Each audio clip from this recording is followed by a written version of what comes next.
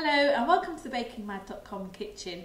I'm going to show you how to make Lincolnshire tear and share plum bread.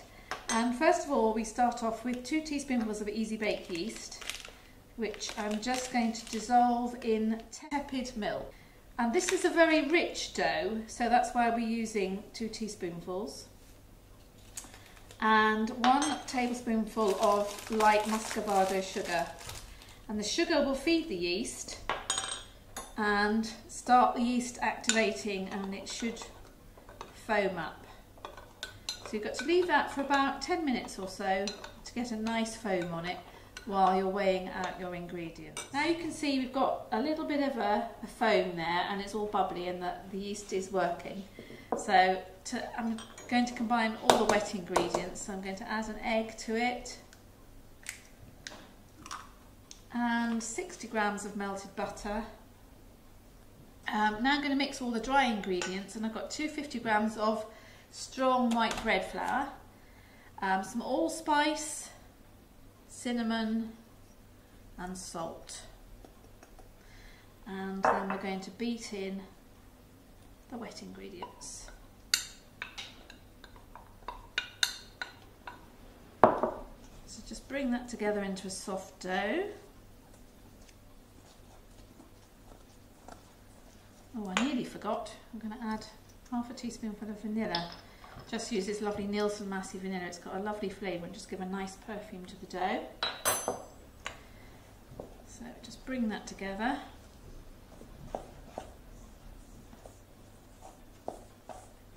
And this is a very rich dough with all the milk and eggs and butter.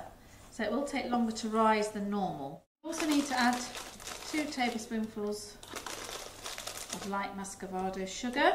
Once it begins to come together, it's a good idea to get your hands in, or you can do this by machine to give it a good mix, and you want to knead it until it's smooth and elastic, which can take 5 minutes in a mixer or 10 minutes by hand until you've got a nice silky dough.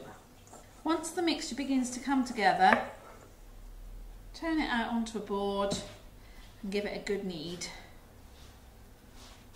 So push it away with the heel of your hand, gather it up and bring it back. And the more you knead it, the silkier and smoother the dough will become.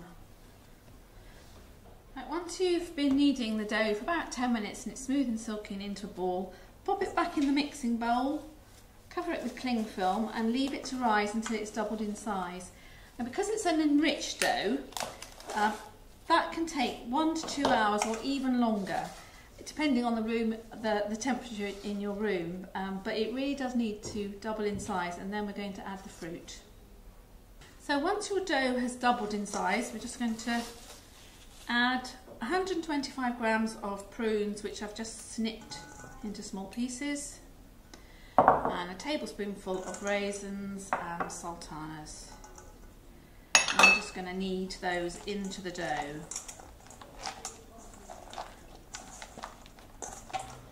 You can do this in the bowl, or if you prefer you can turn it out and knead them in.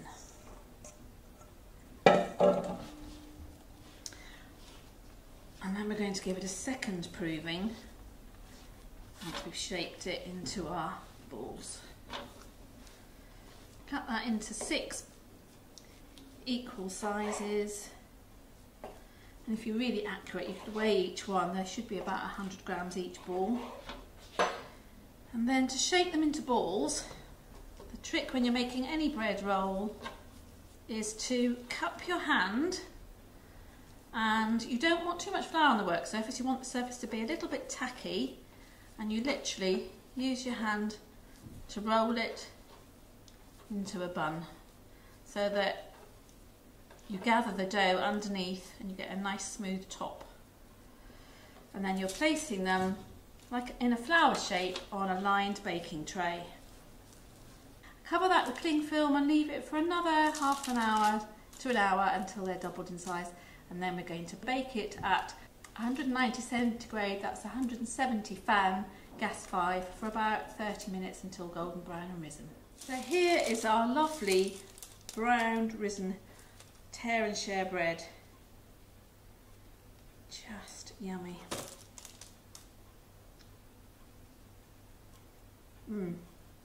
It's lovely warm from the oven.